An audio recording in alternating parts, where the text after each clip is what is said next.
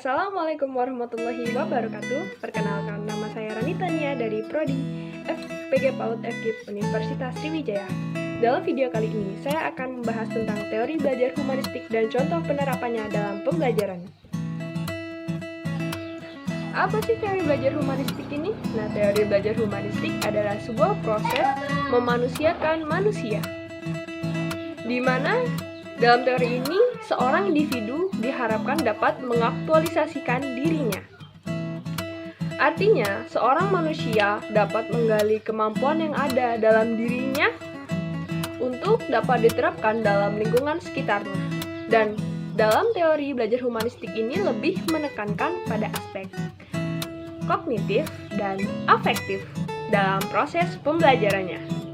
Ada 3 tokoh yang berpendapat atau menganut aliran teori belajar humanistik. Yang pertama ada Arthur Combs, yang kedua ada Abraham Maslow, yang ketiga ada Carl Rogers.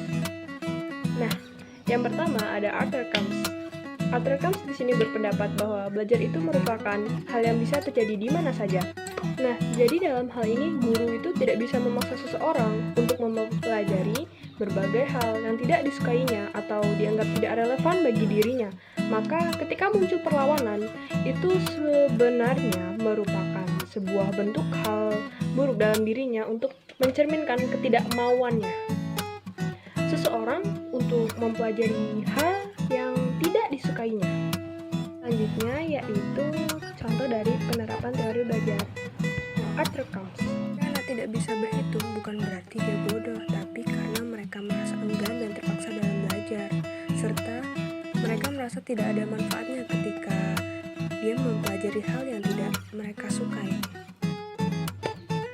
Tokoh yang kedua yaitu ada Abraham Maslow.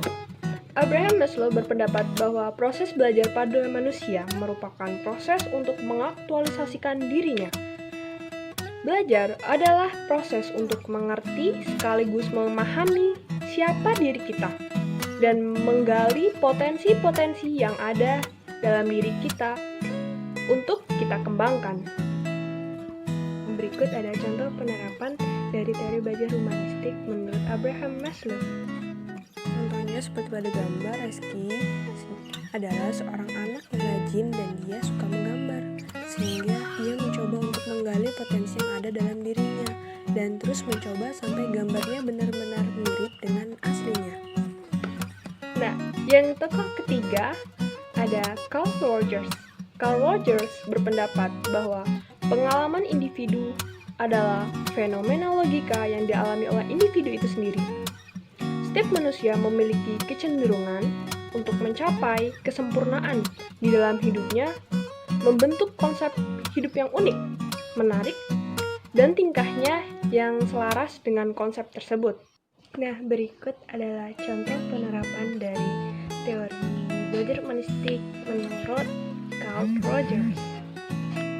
Contohnya yaitu seperti pada gambar, Andi adalah anak yang cerdas dan aktif. Akan tetapi, jika dia tidak ingin mengikuti proses pembelajaran seperti bernyanyi, dia akan diam saja dan tidak bersemangat dalam proses pembelajaran di dalam kelas itu.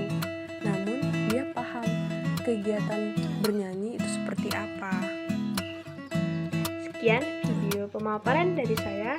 Untuk kurang lebihnya saya mohon maaf. Saya akhiri. Wassalamualaikum warahmatullahi wabarakatuh.